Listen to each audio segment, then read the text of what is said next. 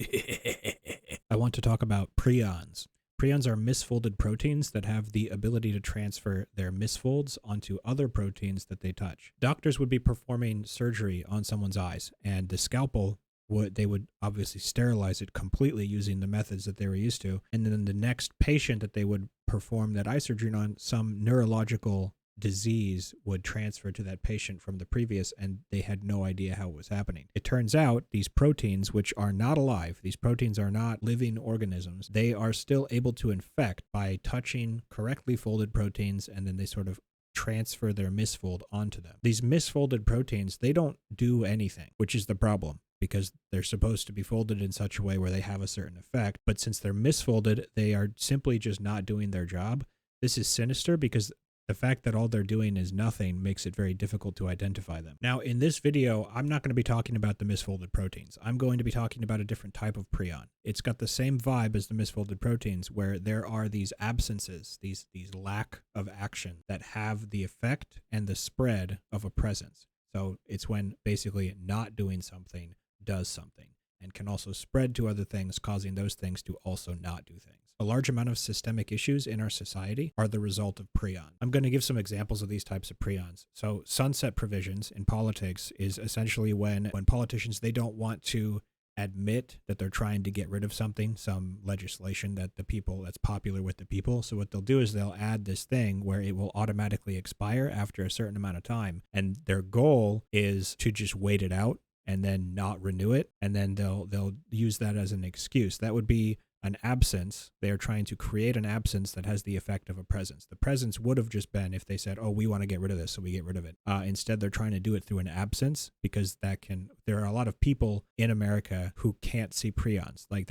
they just can't register it. So it's a lot easier for the politicians to get away with it if they exploit the fact that some people can't see prions. They can't tell that these absences, they just are a presence. Other political examples would just be any time a politician makes a promise, they say that they're going to do something, and then they get into office and they make one attempt to do it, and then they blame their opposition. They're like, oh, well, I tried to do my promise, but they stopped me. And then you can show someone like a list of here's all the other things that they could have done to get this job, but they just refused to do it. You can try to explain that to some person who can't see prions, and they just won't, it won't register to them. They'll say like, oh, well, no, but he did try. Just because he didn't do these other things doesn't mean that he didn't want to. That absence, the absence of them doing it, actually does have the effect of a presence, and the presence can be acknowledged by us. You can say, well, no, actually, the fact that he didn't do that, that means that he never actually wanted to do that promise to begin with. Let's do an example of a prion that's not political. So imagine an office space. There's a bunch of employees,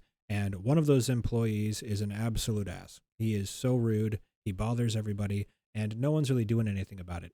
New guy comes in, starts working, complete opposite. He's going to do something about it. So he actively prevents this guy from bothering himself, and he goes out of his way to help other people. This guy's not bothering anyone on his watch, except there's one girl who, for some reason, he just doesn't help her. Since the guy's preventing him from bothering everyone except for her, now that asshole is going to be bothering her all day. So she's going to be receiving far more of his garbage than she was before. All that extra harassment that she's receiving is because of a prion. It's because that guy, through his actions, he is creating an absence. And the outcome of that absence is an increased amount of harassment for her. And that guy, again, he looks like a superhero. And you can kind of even make the argument that, well, technically he's not doing anything wrong, which is what makes prions so sinister and so difficult. If you can't tell, this is an analogy to our systemic issues with racism, sexism, our judicial system. I would say a majority of our systemic issues are caused by prions. So imagine you're that girl who's receiving extra harassment because this guy is helping other people and not you. How are you supposed to complain about that? How are you supposed to bring that up? Are you even supposed to bring that up? All of the people that he's helping are going to be siding with him no matter what, because they're benefiting from it. That is the worst part about prions, is just how difficult they are to talk about, to bring up, to criticize. In my egregore video, I said that I was going to make a prion video in order to talk about what the egregores are primarily made out of. The egregore is primarily made out of prions, which is one of the reasons why so many people have a difficult time processing and understanding the existence of an egregore. To go back to that example, it's not enough for prions to just be an absence that has a presence. They also have to be a type of presence that has the ability to spread and create more absences or more presences. This is very simple and easy to understand. Essentially, if she is receiving excessive amounts of harassment, that would have a significant effect on the other things that person's trying to do throughout the day. That will create more absences, which will create more presences, which will create more issues, compounding, and they might even get fired. Let's do an example of prions and equity. So imagine a family of four, a father, a mother, a son, and a daughter. The father loves his son, but not his daughter. So every week he gives his son $10 and he gives his daughter nothing. The mom doesn't like that. She wants her kids to feel equal. So she has two options. She can either give both of them an equal amount of money. So she's going to give both of them $5 a week. That feels good. Feels like, yeah, I'm making them feel equal because I'm giving both of them an equal amount of money, making them feel like I love them equally. Or she can give only her daughter $10 a week. It might not feel as good in your head, like, okay, well, now I feel bad because I'm not giving my son anything, but it would give equity to the children. If she goes with the first choice, giving both of them $5, there would be a prion. That prion would be the absence of $10 for the daughter. Even though the dad is giving $10 and the mom is also giving $10 split, there is an absence of $10 within the daughter that will create other issues. So for example, if the kids are trying to do something creative and they both go to buy materials to do arts and crafts, the son, his will always look better because he can buy better materials. So that might further give the parents a bias in favor of him. Again, this is just an analogy for more deep-rooted systemic issues. Hopefully I'm explaining this pretty well. These issues are primarily perpetuated through prions, which is unfortunate because that makes it extremely difficult to talk about because the vast majority of people are not able to fully process prions. They're not able to,